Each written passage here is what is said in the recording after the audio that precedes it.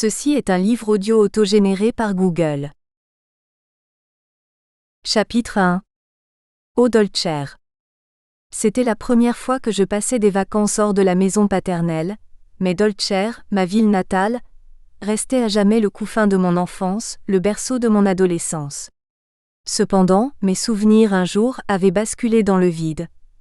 La Providence avait emporté une partie de ma vie et le destin avait saccagé mes repères.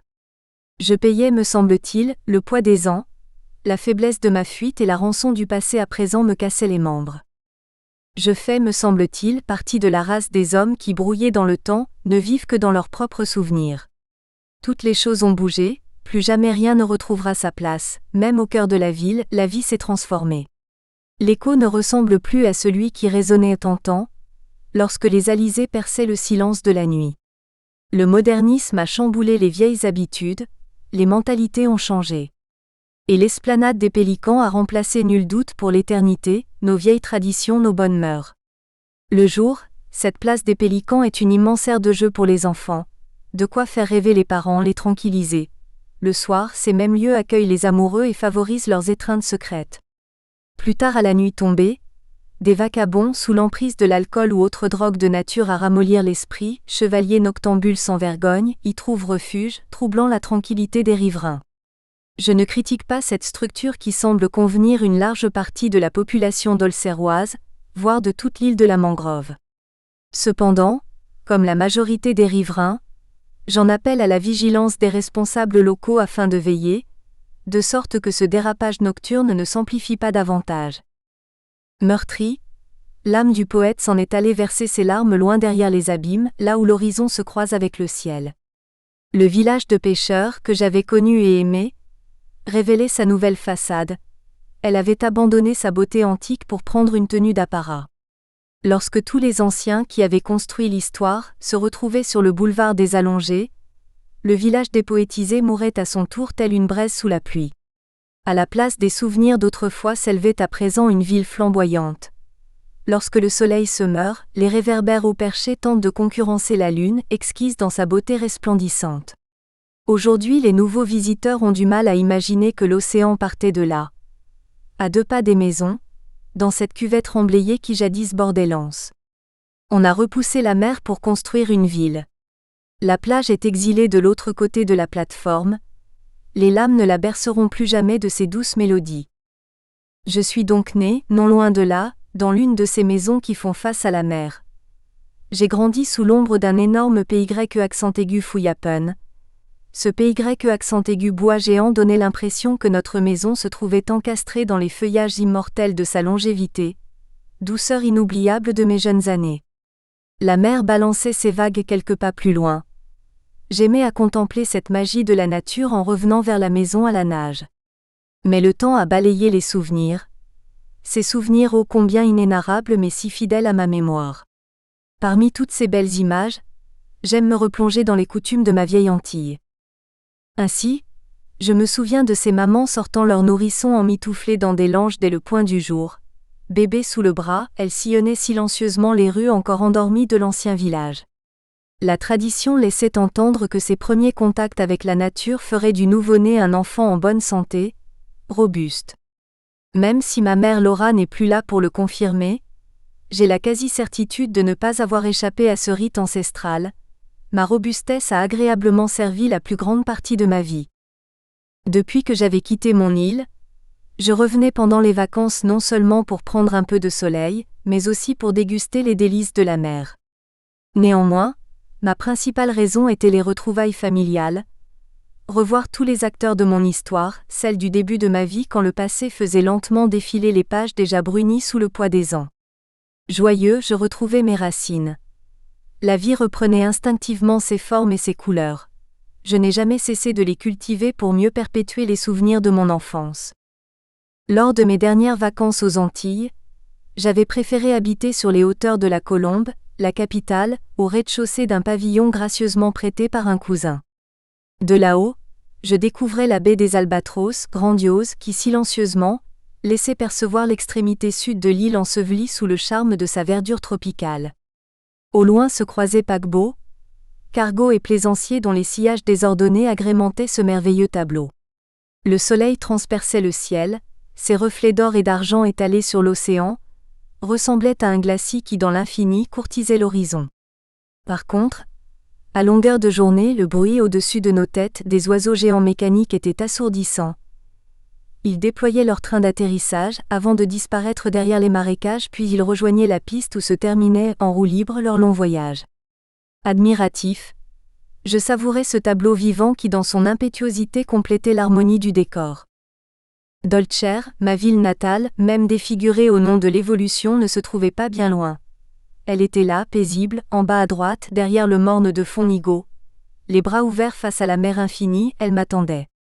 Durant mon séjour, tel un nourrisson assoiffé recherche naturellement le sein de sa mère, je revenais chaque matin au bercail dès le point du jour. J'accueillais le soleil qui s'éveillait au-dessus des mornes et des pitons surplombant encore l'ancien village. Du fait de revenir au village dès l'aube, comme avant, j'avais repris mes bonnes habitudes. Tous les 2 jours, je partais au pas de course de la maison familiale jusqu'à la colombe distante de 5 km environ. Je me recueillais sur la tombe de mes parents, de ma mère surtout dont je supportais mal l'absence récente.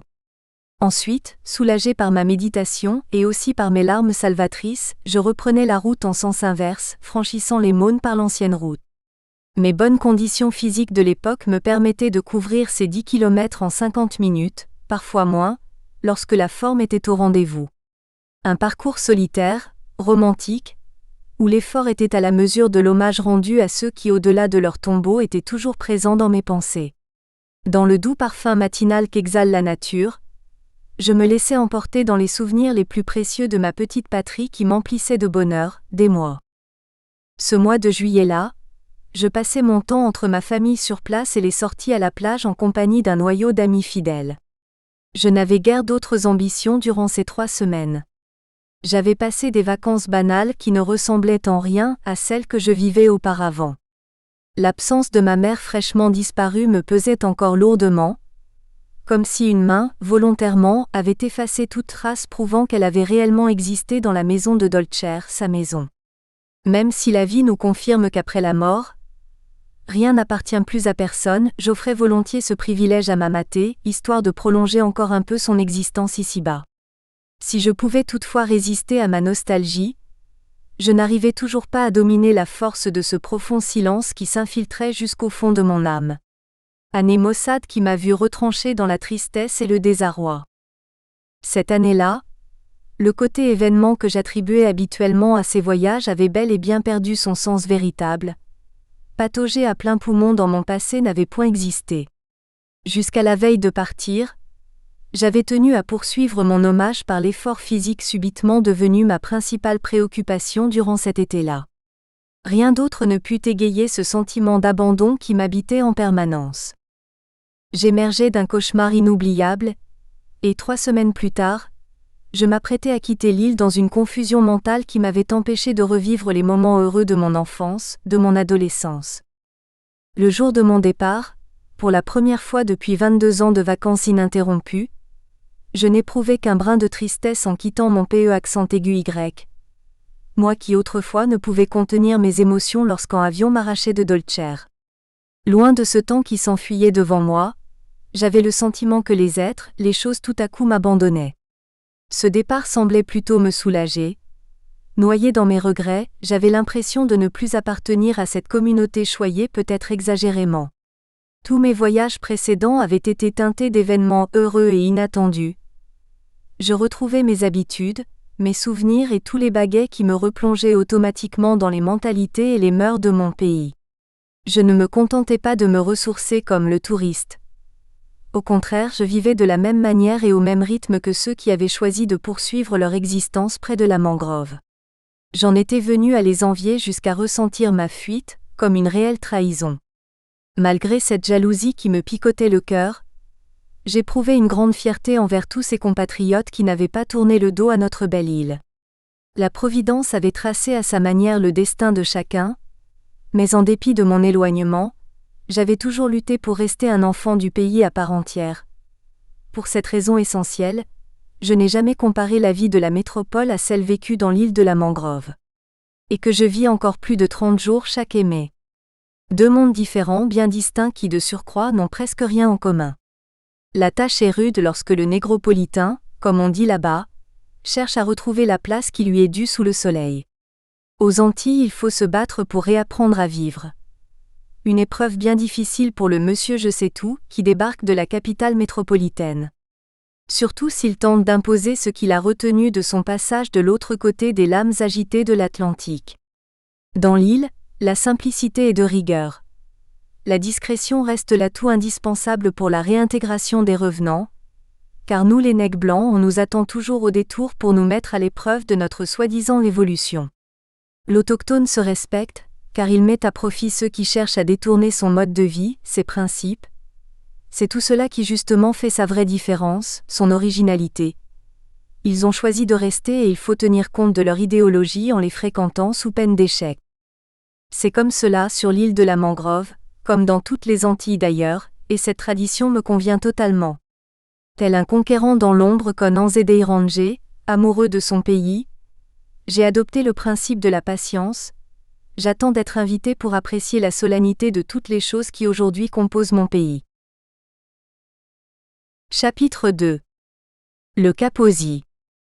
L'histoire de la maladie de Kaposi qui me conduira auprès du docteur Sapotille remonte à septembre 1996, loin du continent, derrière les eaux profondes de l'Atlantique. J'avais découvert cette Afrique si chère à mon cœur où je décidai de prendre quelque temps de repos, histoire de faire le point, de poser mes bagages comme un Robinson, épuisé après un long périple entre rêves et cauchemars interminables. À cette époque de mon existence, la vie perdue d'un être cher, ça la mort, la brutalité de cette disparition laissait en moi de profondes cicatrices. J'avais donc quitté l'île de la Mangrove, paradis de mes aïeux, pour me réfugier en Afrique, berceau de mes ancêtres, et ce voyage inopiné m'extirpait de la douleur qui me rongeait jusqu'à la moelle des os. Là-bas, je me retrouvais dans un autre monde, le meilleur, celui qui ne parle qu'avec son cœur. Dans le sillage des autochtones, côtoyant leur misère, entre enfer et paradis, je les ai vus soumis à toutes les tentations. Cependant, ils résistaient, refusant de se laisser happer. En établissant ce constat, je ressentis la fierté du vrai nègre, opprimé, mais rebelle au regard de cette condition. Son lourd passé de négritude l'a conduit vers une quête essentielle de liberté, fruit de labeur acharné, mais en fait également un être excessivement fier, à la limite de l'incompréhension, même en ce XXIe siècle. Réaction, certainement morale, étant donné leur lourd héritage, si l'on prend en compte que la différence a toujours dérangé la masse du troupeau. Mais à qui la faute, bon Dieu? J'avais débarqué précisément au Sénégal, où la misère s'étalait comme une malédiction un peu partout, comme dans toute l'Afrique d'ailleurs. J'avais parcouru des centaines de kilomètres à travers la brousse, rencontrant chefs de village, habitants misérables et pouilleux. Ce continent ne parle pas, il pleure. Pourtant chaque jour que Dieu fait est une lueur d'espoir pour l'Africain, une espérance qui s'évanouit chaque soir au même instant que le coucher du soleil. Demain est un autre jour où tout recommence, mais là-bas c'est la malédiction de la misère qui renaît dès le point du jour. En Afrique, je ne suis pas un étranger, seulement un nègre errant cherchant à comprendre les malheurs de ce pays qui fut le mien. Lorsque j'ai découvert cette Afrique-là, j'ai mesuré l'ampleur des dégâts, le malheur des Africains me révoltait. Après des années de misère, que faire de mieux pour casser la routine si ce n'est pousser des cris d'au secours qui, comme tant d'autres, s'évanouiront aux portes des nantis, eux-mêmes africains. L'écho des voix de la minorité s'élève, mais dans son égoïsme et sa lâcheté, le frère entendra-t-il ces gémissements? Insupportable. J'aurais encore tant de choses à vous dire pour me soulager la conscience, cependant je sais que trop de blabla serait inutile parce que tout le monde sait. Pardonnez-moi de cette extrapolation en votre compagnie. J'avais une folle envie de vous associer à cette balade loin des terres bénies. Les artichauts de Bretagne, les vignobles chatoyants des régions aquitaines ainsi que les bananeraies et les champs de canne à sucre de l'île de la Mangrove. Néanmoins, afin d'évoquer librement mon problème de Kaposi, peut-on considérer cette petite équipée africaine en décalage avec la révélation de cette maladie? En tant que nègre, noir cela ne veut rien dire, je ne le pense pas, car le Sénégal c'est l'autre pays, celui qui appartient à ceux qui ont envie de sentir le nègre, parce que c'est un pays de nègres. Excusez-moi de cette petite escapade, car il fallait à tout prix que je me libère envers mes frères d'Afrique. Il était pour moi important de mettre en valeur cette terre farouche, contenant autant de richesse que de pauvreté. Et le tourisme ? Désir utopique, les entraînant parfois vers des rêves des plus illusoires. Entendons-nous bien. La maladie de Kaposi qui me tombait dessus n'est pas une histoire africaine. J'ai voulu simplement partager avec vous ce voyage qui, malgré tous les regrets éprouvés, ne génère aucun sentiment de rancœur ni de vengeance. Cette exploration m'offrait la possibilité de mieux faire entendre le cri de mes mots presque imprononçables où la grandeur du malheur se mêle toujours à l'espoir. En conclusion, je dirais, si la misère est une fatalité, le bonheur est un malheur, lorsque l'égoïsme et le rejet s'associent pour former un rempart servant à camoufler la souffrance de l'homme quelle que soit sa différence. C'est précisément en rentrant d'une longue balade entre Saint-Louis du Sénégal et Dakar, sa capitale, que je constatai la présence d'un nodule, lésion cutanée, sur ma peau. Ce petit bouton arrondi sur le mollet donnait l'aspect d'un furoncle, sans plus. N'ayant pas de gêne particulière ni de douleur, je me confortais dans l'idée d'un problème bénin. Je me forçais surtout d'oublier toute tracasserie de santé. Je préférais poursuivre mon séjour dans la bonne humeur, cherchant à prolonger ces instants de villégiature. D'ailleurs, au bout de 3 mois, lorsque je décidai de rejoindre la France, l'ironie du sort voulut qu'il y ait une grève du personnel d'une grande compagnie aérienne. Le destin m'offrait encore quelques jours de détente supplémentaires dans la capitale sénégalaise. Quel bonheur! En fin de compte, j'atterris à Paris le 27 décembre, jour de mon anniversaire, toujours sans avoir à m'plaindre de quoi que ce fût concernant ma santé. De retour en métropole, j'avais complètement zappé l'épisode de la lésion qui d'ailleurs ne donnait aucun signe d'inquiétude. Je repris tranquillement mes occupations professionnelles ainsi que mes activités sportives, tout en me destinant à rejoindre de nouveau l'Afrique. 2 mois plus tard, pour la 2e fois, je rentrais dans ce pays planté sur la côte ouest du continent, là où se trouvait une grande partie de mes gènes, la race des zombies, des Zoulous ou des macaques, pour ceux qui y croient et le veulent. En 4 mois passés dans ce pays, j'ai vécu l'essentiel de ma vie. Mon statut d'Européen m'avait complètement abandonné pour me donner l'impression d'appartenir enfin à ce pays qui est aussi le mien. J'attribuais ces quelques mots en formant une devise africaine: accueil, indifférence et dignité. Aucun marabout ne m'avait dicté ces mots de sagesse. J'avais appris par moi-même que c'était le seul vrai pacte que l'Africain peut signer avec n'importe quel autre homme de la terre, quelle que soit sa race, ses convictions. Mais j'estime qu'elle vaut pour bien d'autres peuples pour peu que l'on veuille entendre et voir. L'Afrique, c'est la terre de l'audace. Depuis que j'en avais découvert cette parcelle et mes origines ethniques, je ne pouvais plus me passer de revoir mon ami le baobab. L'île de Gorée me fascinait, empreinte du sceau de l'esclavage et du souvenir d'un passé au mépris à jamais intarissable. Je comptais m'investir dans la connaissance des traditions et de la culture, et pénétrer au cœur des sacrilèges de ce temps lointain. Ils influeraient obligatoirement mon devenir. Je suis descendant d'Africains, pas de Gaulois. Mais voilà qu'un jour, après un marathon de plus de 10 km, le nodule prisonnier dans ma chair se manifesta à travers mon mollet dur et chaud, terrain propice. Le sang coulait, en laissant une traînée sur la peau luisante. Aucune douleur, aucun ganglion, pas de signe fiévreux, rien ne confirmait une inflammation. Je fis pratiquer une biopsie pour l'analyser, et j'appris que j'avais la maladie de Kaposi. Ce jour de février 97, je crus que la terre s'ouvrait sous mes pieds. Un destin funeste s'abattait sur moi, assombrissant tout à coup ma vie. Tout repartait à contresens, m'imposant la remise en question de la totalité de mon existence. Dans cette turbulence physique, j'eus surtout l'impression que l'Afrique s'éloignait de moi au fur et à mesure que la maladie s'imposait. En désespoir de cause, je m'inclinais devant ce que la vie attendait de moi. J'entrais à peine dans le déclin de ma jeunesse, soucieux de m'assagir. J'avais l'espoir de quelques années de bonheur encore, avant que l'automne de ma vie engloutisse mes illusions. Ne dit-on pas que l'âge amène la raison, ou bien que l'on ne peut pas être et avoir été? Ces sons de cloche utilisés à tort et à travers résonnaient maintenant sans cesse à mes oreilles comme un chant mélancolique, car aujourd'hui la maladie s'en mêlait. Depuis quelques années, j'avais entendu parler du sarcome de Kaposi comme étant une maladie dangereuse qu'on présentait comme un cancer de la peau. De plus, les conséquences, disait-on, conduisaient inévitablement à une issue fatale. N'oublions pas que nous étions à l'époque cruciale et dévastatrice du syndrome immunodéficitaire acquis, SIDA, Beaucoup de malades en fin de vie passaient par une période de souffrance kaposienne, horrible avant de mourir. Aussi, le plus terrible pour moi était de comprendre pourquoi cette maladie me tombait dessus. Ma tête chalvirait.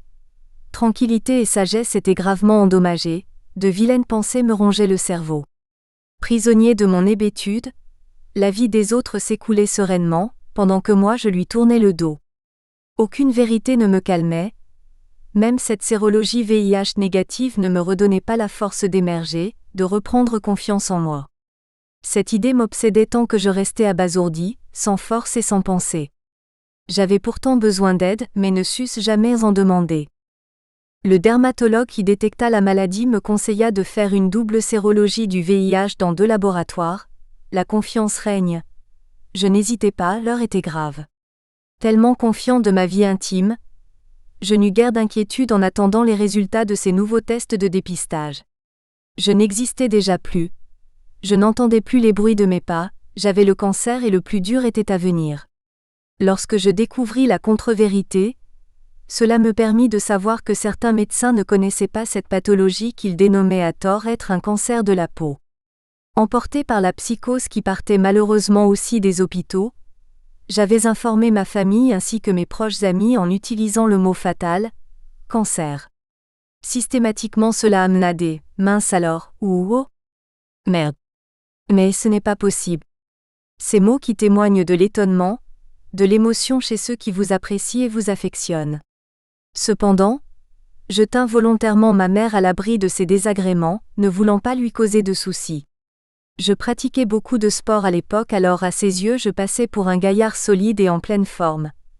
Elle avait parfaitement raison, physiquement je me portais bien, seul le moral flanchait. J'avais tant bien que mal rassemblé mes efforts, et je me préparais à vivre avec. Adieu les beaux jours sur lesquels je comptais pour aligner ma vie à la hauteur de ses mérites. Adieu la mangrove, île de mes amours, adieu Dolcère, couffin de mes années de jeunesse. Et puis adieu l'Afrique et toutes les belles promesses enfouies dans ma mémoire. La doctoresse qui me suivait depuis le début de cette affection m'adressa à Madame Sapoti, médecin dermatologue de l'hôpital L'Odéon. Selon elle, le docteur Sapoti avait une bonne renommée dans le domaine des maladies de la peau. Elle m'avait chargé de lui remettre une lettre où elle précisait les résultats de la biopsie réalisée dans la région du mollet, précisant sans ambiguïté une affection HHV8, sarcome de Kaposi, VIH négatif. Lors de notre première rencontre, après examen cutané approfondi, Madame Sapoti avait diagnostiqué un Kaposi méditerranéen. Par ailleurs, elle précisait que cette affection faisait partie des herpès simplex et n'était aucunement un cancer. J'avais été tellement bassiné par la dangerosité de la maladie que mes oreilles n'entendaient même pas ces paroles rassurantes. Je me martyrisais l'esprit et me faisais involontairement du mal. C'était affreux, ma vie devenait un enfer. Je m'étais déjà trop imprégné de la rumeur diffuse sur la gravité du Kaposi pour me laisser berner par ce docteur-là. Je pensais qu'elle cherchait plutôt à minimiser l'ampleur de la situation qu'autre chose. Comment adhérer à la crédibilité de cette femme, alors que certains de ses confrères s'entêtaient de faire du HHV8 une maladie rare et surtout dangereuse? Certains spécialistes avaient beau me vanter le professionnalisme du docteur Sapoti, je n'arrivais toujours pas à saisir la main secourable qu'elle me tendait. Malgré mon obstination, elle prenait à bras-le-corps l'évolution de la maladie. Au début, elle m'imposa au moins 2 visites par mois et à chaque fois elle demandait un bilan sanguin complet. Elle m'auscultait de la tête aux pieds. Maintenant qu'elle connaissait parfaitement mon corps, lors de nos rencontres, il fallait que je sois en mesure de justifier toute nouvelle égratignure ou éraflure. La moindre écorchure repérée sur l'épiderme attirait son attention, comme si je n'avais plus le droit d'avoir un bouton ou une griffure. De la chevelure à la plante des pieds, en passant par l'organe génital, je subissais l'examen le plus strict qui puisse exister. Depuis longtemps, Nous espérons que vous avez apprécié cet aperçu. Pour continuer à écouter ce livre audio sur Google Play Livres, utilisez le lien dans la description de la vidéo.